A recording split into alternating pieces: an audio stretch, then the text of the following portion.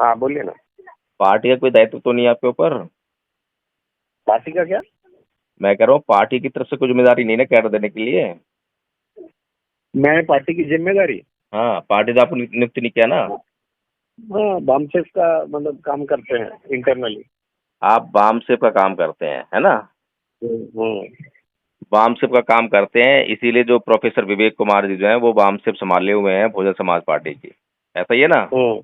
और मैं हम्म। अच्छी तरह से जानता हूं कि आदरणीय विवेक कुमार जी जो हैं, जो वामसिफ हम्म। संभाले हुए हैं बहुजन समाज पार्टी की, तो वो जो हम्म। है वहाँ वामसिफ का काम होना चाहिए अपने नेतृत्व को जो है गाइड करने का होना चाहिए ना। हम्म। हम्म। लेकिन जो जी हजूरी में लग जाए, जो हम्म। जी बहन जी जुबान तक न खुल पाए, आप उससे उम्मीद हम्म। करते हैं कि वो जब वहाँ गाइड भी कर पाएगा? कर पाएगा क्या? बिल्कुल नहीं। फिर बिल्कुल नहीं। मैं आप तो जो है एक्सेप्ट पहले कर लिया ना, उनकी बहन जी गलत है, विवेक कुमार गलत है। प्रोफेसर विवेक ऑप्शन कुमार की जो है बताइए। ना, प्रोफेसर विवेक कुमार की जो है कार्यशैली को देखिए, उनकी भाषा शैली को देखिए कि किस हम्म। प्रकार की जो है भाषा शैली और किस प्रकार की जो है कार्यशैली जो है उनकी अपने नेतृत्व के प्रति है। उसी से मालूम पड़ जाएगा सर कि प्रोफेसर विवेक कुमार जी जो है वो समाज को गुमराह कर रहे हैं या समाज के जी। लिए काम कर रहे हैं। कहीं पर भी तो उन्होंने अपने नेतृत्व को जो है आगाह नहीं किया है। कहीं पर भी जो बताइए, है सुनिए ना। सर डीएसपी एक मतलब बिल्कुल ऑप्शन नहीं है, अब क्या करना पड़ेगा वो बताइए। क्या करना पड़ेगा। मतलब अभी सब लोग खराब है, अभी हाँ, क्या करना है देखो वो बताइए। अभी देखिए मैं तो एक ही बात जानता हूँ कि हमेशा हम्म। समाज जो है एक मसीहा ढूंढता है। हम्म। हमेशा समाज जो है अपने उद्धार के लिए एक मसीहा ढूंढता है। अच्छा, तो अब दूसरा मसीहा आएगा कोई? सुन तो लीजिए। और बोलिए। समाज के पास जो है समाज के उद्धार के लिए समय समय पर मसीहा आए हैं। कभी हम्म। ज्योतिबा फूले आए, कभी बुद्ध आए, कभी कबीर आए, कभी रैदास आए, कभी बाबा साहब आए, कभी कांसीराम आए। तो अब इस हम्म। समाज को वही उनको देख देख के जो है उसकी आदत पड़ गई है कि कोई आएगा ऐसा उद्धार करता और वो हमारा जो है उद्धार करेगा, हम्म। जो कि हम्म। समाज की बिल्कुल गलत सोच है। हम्म। समाज को स्वयं अपना उद्धारकर्ता बनना पड़ेगा। ठीक है? हम्म। अभी हम्म। समाज के भीतर कोई भी स्पष्ट नेतृत्व नहीं है। जब हम्म। समाज के भीतर कभी कोई स्पष्ट नेतृत्व ना हो तो सामूहिक नेतृत्व जो है समाज के अंदर पैदा होना चाहिए। हम्म। सामूहिक नेतृत्व पैदा करने की जिम्मेदारी समाज के बुद्धिजीवी वर्ग के ऊपर होती है। अभी जो हम्म। समाज का जो बुद्धिजीवी वर्ग है वो अपने निजी स्वार्थों में लिप्त है, हम्म। अपने निजी स्वार्थों तक ही सीमित है। इसके लिए समाज का नेतृत्व जो है अभी कोई भी नहीं कर पा रहा है। हम्म। इसीलिए आज जो है एक ऐसे संघ की जरूरत है जहां पर हम्म। लोकतांत्रिक स्वरूप रखते हुए एक स्पष्ट हम्म। सामूहिक कलेक्टिव लीडरशिप जो हम्म। है वहां पे पैदा हो। जब हम्म। कलेक्टिव लीडरशिप आएगी और किसी एक आदमी हम्म। का वहां पर जो है वर्चस्व नहीं होगा तो समाज का हम्म। विश्वास जो है उसमें आएगा। और हम्म। समाज को उसमें विश्वास करने से कोई रोक सकता। समाज को वहां विश्वास हम्म। करना ही पड़ेगा क्योंकि कारण नहीं है कोई भी जो है कि विश्वास क्यों ना किया जाए। हम्म। क्योंकि जो सारी हम्म। बातें हो रही हैं वो समाज के हित में हो रही हैं। समाज के अगेंस्ट में कोई बात हम्म। होती ही उसको तुरंत वहां से जो है हम्म। काउंटर कर दिया जाता है। तो वो हम्म। आज जो है सामूहिक नेतृत्व की जरूरत है। और ये जो हम्म। सामूहिक नेतृत्व है ये हमेशा हमेशा बनी रहने वाली एक ऐसी व्यवस्था हो सकती है जिससे कि बहुत लंबे समय तक जो है समाज अपना उद्धार स्वयं कर सकता है। हम्म। हम चाहें कि कोई एक आदमी आए और वो बाबा साहेब बने, कोई कांसीराम बने जो अपना सब कुछ लुटा दे, सब कुछ बर्बाद कर दे, जब समाज को जो है हम्म। कुछ कदम आगे लेकर चला जाए। तो हम्म। ऐसी आशा करना जो है मूर्खता से अलावा कुछ नहीं है। कि हम कब तक जो है हाँ। किसी एक आदमी को बर्बाद करते रहेंगे, कब तक हम बाबा साहेब को बर्बाद करते रहेंगे, कब तक कांसीराम बर्बाद करते रहेंगे। उनकी अपनी हम्म। लाइफ उन्होंने नहीं दी है, ठीक है, एक आदमी ने कर दिया, अब दूसरे आदमी से कैसे हम अपेक्षा करें। हर हम्म। आदमी की जो अपनी अब क्या? पर्सनल लाइफ होती है उसको जीना जो भी है, काम भी करना है। तो इसीलिए जी जो जी। है एक एक परसेंट कांसीराम, एक एक परसेंट बाबा साहेब जो है समाज में से निकालने पड़ेंगे। यस यस, ठीक तो है ना? सर जो आप आप बात कर रहे हो ना, सर हाँ, सुनिए ना, जो आप बात कर रहे हो ना, यही बात जो है आपका समन संघ भी बोल बात करता है, सेम बात। समर्थन और का कोई समन संघ, उद्देश्य आपको है सुनिए ना क्या? सर, सुनिए ना, सुनिए ना सर, सुनिए ना। जो जो भी आपने बताया वो समन संघ बोलता है, लेकिन मैंने जब उनको पूछा कि भाई आप वोट किसको देते हो, हम्म। नहीं नहीं नहीं नहीं, वोट का बात मत करो, बोले वोट का बात मत हाँ, करो। तो अब अरे भाई लगा बताइए लीजिए। तो सही। अब अब मुझे और आप बताइए। सुनिए ना सर, सुनिए ना, वो समन संघ के लोगों ने, बहुत सारे लोगों ने अभी इंडिया अलायंस को वोट किया सर, लेकिन बात यही कर रहे हैं सर, जो आप बात कर रहे हो ना, यही बात कर रहे हैं वो भी, कि समाज का सामूहिक नेतृत्व होना लेकिन चाहिए, आप ये जो है वो। ना, आदरणीय हाँ। सतीश जी, आप मेरे वीडियोस हम्म। देखिए चुनाव से पहले तक के सारे वीडियोस में मैं स्पष्ट रूप से बोल रहा हूँ कि केवल और केवल आपका वोट बिखरना नहीं चाहिए। अभी जो है, अभी आपके अपने वोट को जहां पर आपने इकट्ठा किया वहां पे बना के रखिए। स्पष्ट नहीं, ये नेतृत्व नहीं सामाजिक है। संगठनों का यही हो रहा है, ये हो रहा है, लेकिन सर ये तो हो रहा है नहीं, ना। वो हो रहा है, वो गलत हो रहा है ना।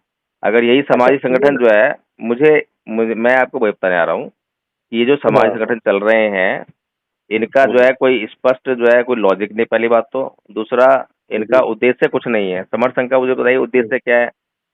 बस हम्म, जुड़ो और जुड़ो, जुड़ो और जोड़ो, हम जुड़ेंगे, हम हम्म, ये संगठन बना लेंगे। कोई उद्देश्य ही हम्म, नहीं है। लेकिन हमारा जो हम्म, है धम्मपद संघ का निर्माण हुआ है, एक स्पष्ट उद्देश्य है, पूरी प्लानिंग है, पूरी योजना है। और वो प्लानिंग जो है मेरी अपनी नहीं है, वो बाबा हम्म, साहेब की दी हुई प्लानिंग है, बाबा साहेब का दिया हम्म, हुआ उद्देश्य है, बिल्कुल। अगर आप उस प्लानिंग को देखो, समझो, तो पता लगेगा कि हाँ, बिल्कुल वही प्लानिंग है जो बाबा साहेब की थी। हाँ, वही प्लानिंग है जिस पर माननीय साहब कांशीराम जी ने काम किया। स्पष्ट रूप से वही प्लानिंग है, इसके अलावा कुछ नहीं है। और स्पष्ट उद्देश्य लेकर चल रहे हैं, बिना उद्देश्य के नहीं चल हम्म। रहे, हवा में नहीं चल रहे कि बस जुड़ो जुड़ो। वो नहीं, अच्छी बात है जिन सर, लोगों के पास बढ़िया है। पैसा होता है ना, जिन लोग, ये समर्थ संघ जो नौकरी वाले लोगों का जो है समूह है, संगठन है, सारे हम्म, सरकारी नौकरी वाले इसमें जुड़े हुए हैं। इसीलिए वो बड़े बड़े हम्म, प्रोग्राम करते हैं और बड़े बड़े प्रोग्राम करके लोगों को जो है गुमराह करने में आसानी से कामयाब होते हैं। जितने भी हम्म, संगठन अभी चल रहे हैं, सभी के कर्ता धर्ता नेतृत्व जो है वो बड़े बड़े लोग हैं, यानी कि हम्म, रसूखदार लोग हैं। इसीलिए वो जो है हम्म, समाज में बड़े बड़े कार्यक्रम देखकर जो है लोगों को गुमराह करने में कामयाब आते हैं। हाँ। लेकिन धम्मपथ संघ जो है, उसके भीतर कोई ऐसा रसूख नहीं है, कोई रसूखदार लोग नहीं है। इसलिए स्ट्रगल कर रहा है, लेकिन अपने जो उसके उसूल हैं उसे समझौता नहीं करता है। कभी भी किसी हम्म, आदमी को जबरदस्ती दान देने के लिए नहीं बोलता कि दान दो दान दो। सबसे पहले वो बोलता है हम्म, कि आप पहले संघ के भीतर आओ, पहले उसको हम्म, समझो, जानो। जब आपको लगे कि हाँ, वास्तव में ये जो है समाज के हित में काम कर रहा है, वास्तव में ही सही दिशा में काम कर रहा है, तब आपको जो है हम्म, जितना हो सके आप अपने आप से दान करोगे, मुझे कहने की जरूरत नहीं पड़ेगी। और हम्म, पूरी तरह से जो है जांच परख पर आधारित है। अपने हम्म, लिए भी कोई कार्यकर्ता, पदाधिकारी, किसी के लिए निजी उसके विचारों के लिए कोई जगह नहीं है सब उसमें, संघ में। सारा जो है हम्म, संघ का निर्णय ही सबको मानना पड़ेगा। हम्म, समझ रहे हैं? संघ बराबर। के निर्णय के साथ में ही सबको खड़ा होना पड़ेगा। सर कोई ये भी जो व्यक्ति बातें हम अपने लोग कर रहे हैं, निजी निर्णय को लेकर आगे नहीं बढ़ सकता। नहीं नहीं, अच्छी बात है, बहुत बढ़िया है सर। मैं क्या बोल रहा हूँ, हम्म। हम लोग ये सब जो समीक्षा जो कर रहे हैं, क्यों कर रहे हैं? जस्ट बिकॉज बहन जी, मतलब बीएसपी हार गई इसके लिए। अरे अगर बीएसपी जीत जाती, 20-25 सीटें, 30 बीएसपी, सीटें आ जाती। नहीं नहीं, आदरणीय सुनिए ना, सतीश सुनिए जी, ना। नहीं नहीं नहीं, सुनिए ना सर, सुन सुनिए ना। लीजिए। नहीं नहीं नहीं नहीं नहीं, सुनिए ना जी सर, पूरी बात जी अभी आप जी बोल रहे हैं, मुझे भी बोलने दीजिए ना। जी जी। अरे नहीं, बहन जी का स्ट्रेटेजी बरोबर था, बहुत अच्छा, बहुत अच्छा, बहुत अच्छा। हम्म। बहुत अच्छा, बहन जी प्रधानमंत्री बन रही है। अरे सब, जब 2007 से 12 के बीच में जब बहन जी ने सरकार, बीएसपी ने सरकार बनाई, तो सर उसका जो ट्रांसफॉर्मेशन है वो पूरे इंडिया में हुआ ही नहीं सर। हम्म। हुआ ही नहीं, कार्यकर्ताओं ने किया ही नहीं, कुछ अच्छा। नहीं किया सर। और हम क्या बोल रहे हैं और ये कि बहन जी को बहन पता ही जी, नहीं चला कि और 12 ट्रांसफॉर्मेशन। साल सर, नहीं, ये अभी सुनिए बताइए। ना, 2012। सर आप पूरी बात, सर आपको मैं सुन रहा हूँ, आप भी सुनिए ना मेरी बात। नहीं, एक मिनट, मेरे पास पॉइंट आया 2012। ना वहाँ पे जो बोलने के लिए, मैं जरा बोल दूं फिर आप बोल देना। सर आप सर, मैं आपको नहीं काट रहा था, आप मुझे मत चलिए, आप काटिए ना बोलिए, सर, फिर मुझे मैं मत थोड़ा बोलिए। इंतजार करता हूँ जी। तो सर जब 2007 से 12 के बीच का जो ट्रांसफॉर्मेशन है, वो पूरे इंडिया में बहन जी चाहती थी कि हो। जब कांशीराम साहब 95 में जब सत्ता लेके आते हैं, तो वो महाराष्ट्र में आते हैं और वो बोलते हैं यार हमने सत्ता लेके आए, अब यहाँ पे आप भी काम करिए। तो यहाँ का कार्यकर्ता जो है वो ट्रांसफॉर्मेशन लेता ही नहीं। फिर दोबारा सत्ता सत्ता हम लेके आते हैं, फिर दोबारा कांशीराम जी महाराष्ट्र में बताते हैं, हमारे लोग सुनते ही नहीं है। तो कहने का मतलब ये है कि ये मान्यवर कांशीराम जी साहब से और बाबा साहब के जमाने से ये चलता आ रहा है सर। कि अच्छा। इसीलिए बाबा साहब को बोलना पड़ा ना, मुझे पढ़े लिखे लोगों ने धोखा दिया। हम्म। और कांशीराम साहब महाराष्ट्र में आके वो क्या बोलते हैं, मैंने महारों से सीखा मिशन कैसे नहीं चलाया जाता, और मैंने यूपी के लोगों से सीखा, चर्मकार लोगों से, कि चमारों से, कि मैंने उन मिशन कैसे कामयाब किया जाए। ये हम्म। कांशीराम साहब का सेंटेंस है सर। चलिए हम अब। हम सर जब तक अपनी खुद की जिम्मेदारियां नहीं समझते ना सर, हम नेतृत्व को दोष नहीं दे सकते। जी जी नेतृत्व को अगर अपने हिसाब, सुनिए ना सर, सम्यक तरीके से अगर नेतृत्व को कंट्रोल करना है तो वो हमें सीखना आना चाहिए। बहन जी सब इस हिसाब से सही है, मैं ऐसा नहीं बोल रहा हूँ सर, लेकिन हम आज समाज जो है उसका सम्यक नियंत्रण नहीं है मोमेंट मिशन पे, नहीं है, इसलिए ये सब हो रहा है। अगर बहन जी मतलब बीएसपी अगर जीत जाती थी इस बार तो आप ये सब बोलते थे क्या? बिल्कुल नहीं, एक समीक्षा ही नहीं आती थी, फिर तारीफ में आती थी। और इलेक्शन के पहले हम कितना तारीफ कर रहे थे, ऐसा हो गया वैसा हो गया, सब यूट्यूब चैनल वाले, और उसके बाद में नहीं, ऐसा गलत हो गया वैसा गलत हो गया। ये गलती आपको पहले नहीं दिखाई दे रही है, बाद में दिखाई दे रही है। तो ये सब हमको सब समझना चाहिए। मेरा यही कहना था सर आपसे कि हमें थोड़ा सा बदलना पड़ेगा। अभी आपकी जो बात कहनी थी ट्रांसफॉर्मेशन वाली बात आपने कह ली, वो मेरी बात कंप्लीट करने दीजिए सर। देखिए कैसा है कि हम जो है गैर राजनीतिक जड़ों पे बड़े लेवल पे काम नहीं कर रहे। पहली बात, बीएसपी के लोग। अब जैसे मैं आपको एक एग्जांपल देता हूँ सर, ये आपको पता है कि 1935 में बाबा साहब ने एक ऐसा कोट दिया था जिस कोट को आज भी अपना समाज नहीं समझ रहा है, और वो कोट था, हमें अपनी इकोनॉमी बनानी है, अपनी खुद की अर्थव्यवस्था। ये बात जो है बाबा साहब जो है उसका रेफरेंस देते थे अमेरिका के काले लोगों का, जहां 1861 में काले लोगों ने गोरे लोगों का आर्थिक बहिष्कार किया था क्योंकि वो उनको सलाखों से बांधे रखते थे। ये जो बात है बाबा साहब जो है अपने फाइनेंस की किताबों में ये बात उन्होंने कही है। उसमें एक किताब, ये पेपर है, small holdings and it's remedies नाम का एक पेपर है जो अभी तक प्रकाशित नहीं हुआ है। तो काले लोगों का इतिहास ये है कि वो सलाखों से बांधे रखते थे। भारत की जो गुलामी है वो इतनी भयानक नहीं थी हमारे लोगों की जितनी उनकी गुलामी थी। अब आप देखेंगे समाज का एक बड़ा वर्ग जो है वो आर्थिक रूप से थोड़ा ही सक्षम हुआ है, थोड़ा, लेकिन वो अपने आप को बहुत बड़े लेवल पे सक्षम मानता है। क्यों?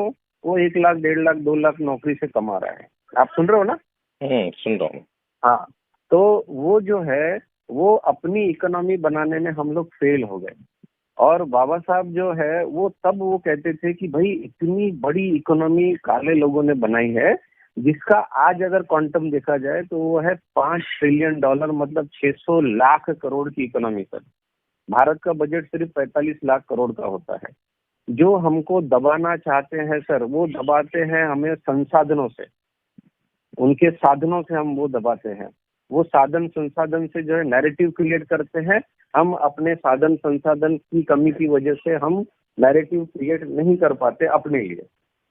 बहुत सारे कारण है सर, और इसके ऊपर बाबा साहब ने, माननीय कांशीराम साहब ने, दोनों ने काम किए थे, बताया है ये बात।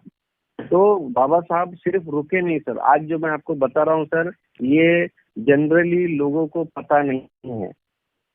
जो बात मैं आपको समझा रहा हूँ 1946 में, हेलो जी मैं सुन रहा हूँ आपको। हेलो हाँ जी, 1946 में सर बाबा साहब ने एक ऐसा प्लेटफॉर्म हमें बनाया है जिसके माध्यम से हम इस देश की सामाजिक, आर्थिक, धार्मिक, राजनीतिक, शैक्षणिक सारी सत्ताएं हाथ में ले सकते थे।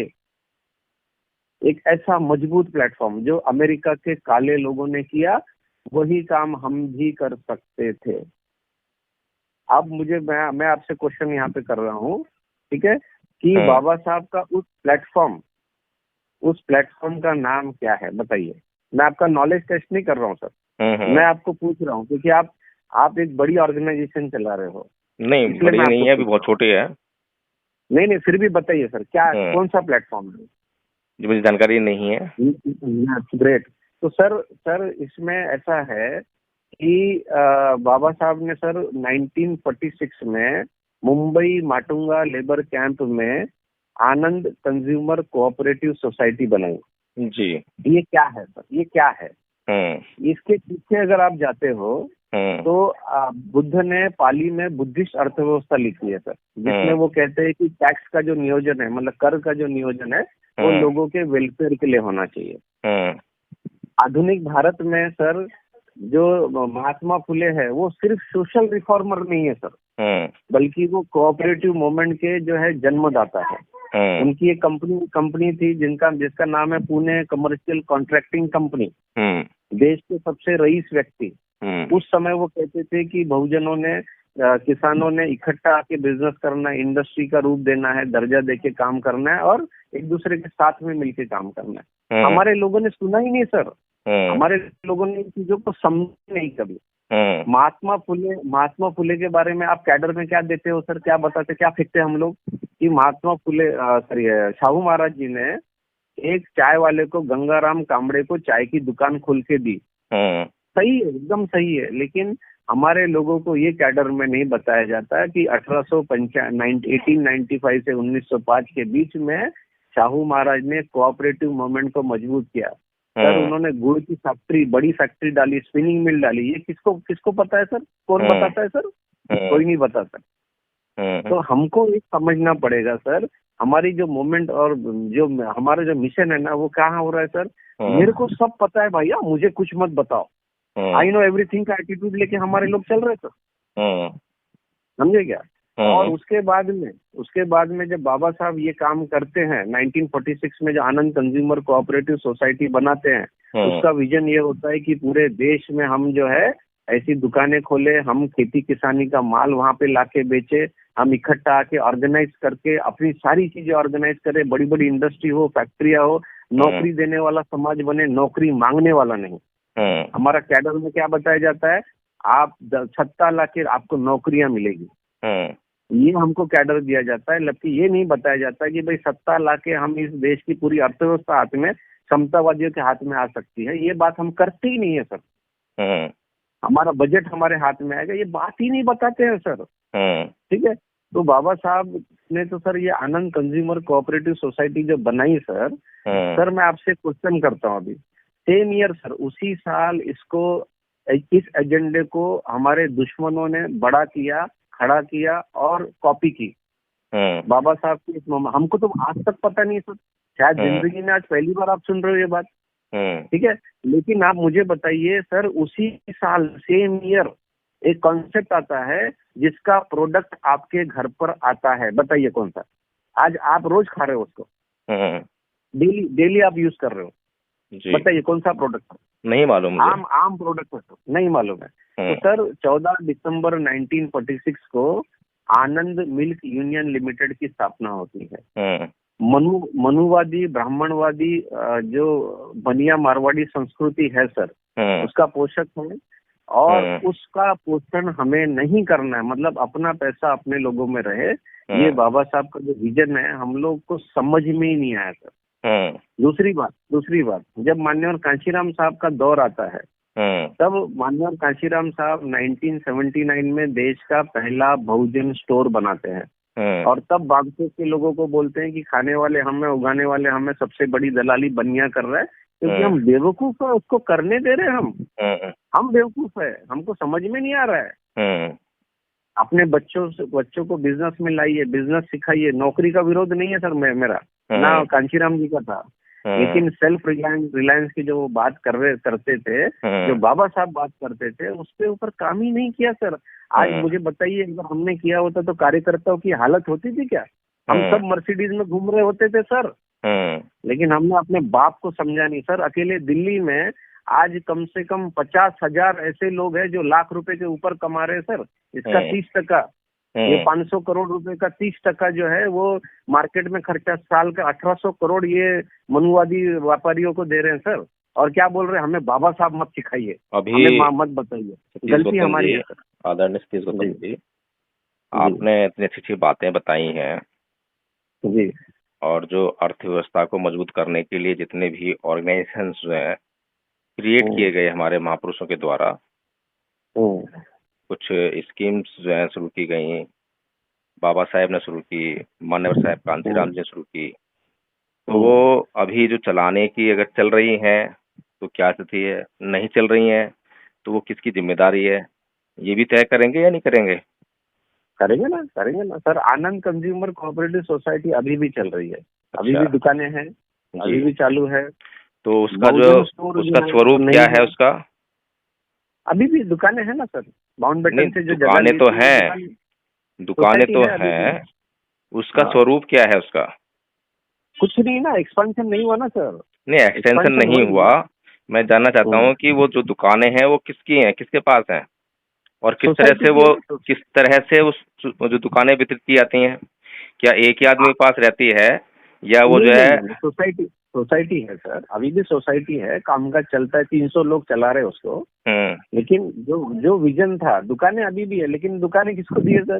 दुकानें मुस्लिम मुस्लिम लोगों को दी, मारवाड़ियों को दी। सर हम्म। हमारे लोग जो चला सकते थे वो उनको उन्होंने नहीं दी ना। नहीं ली उन्होंने। ऐसा है। हम्म। हाँ, अभी हमने हमने बोला था कि भाई आप हम लोगों को दो, हम लोग हम्म। चलाते, आपको जो रेंट है वो दे देंगे हम लोग। हम्म। बहुत तो बड़ी शोशांति का है सर। जो समस्याएं हमारे सामने आ रही हैं, कहीं ना कहीं जो समस्या तो आ रही है लगातार जो है, यस यस यस। अगर हमने कोई बिजनेस शुरू किया तो वो बिजनेस फेल हो गया, तो हमारे सामने समस्या आई ना वो जो है। हाँ तो समस्या आई तो समस्या अपने साथ में कारण भी लेकर आई। जी। तो उस कारण को खत्म करना और आगे फिर उस समस्या को खत्म करके दोबारा से उसको जो है आगे लेके चलना, ये जिम्मेदारी किसकी होती है? ये तो समाज के लोगों की है सर, हम सब की है। नेतृत्व की। समाज कुछ नहीं होता अपने आप में। समाज हाँ, को अगर ढूंढेंगे आप, जो समाज कहीं मिलेगा ही नहीं आपको। लेकिन सर मैं समाज आपको को बताने वाला जो है नेतृत्व होता है। नेतृत्व हाँ, बताता है, भाई देखो आप एक समाज हो, आपको ये करना है, आपको ये नहीं करना है। फिर लोग उस नेतृत्व की बात सुनते हैं, समझते हैं, अच्छी लगती है तो उस पर अमल करते हैं, तब समाज दिखाई देता है। सर मैं ऐसा है आपको या एक नहीं चीज है? बता रहा हूँ सर, एक ऐसा ही है सर, मैं क्या बोल रहा हूँ। हम नेतृत्व पे जो है बिलीव क्यों नहीं करते हैं? क्योंकि वो प्रूवन लगता नहीं है हमको। आज नहीं। आज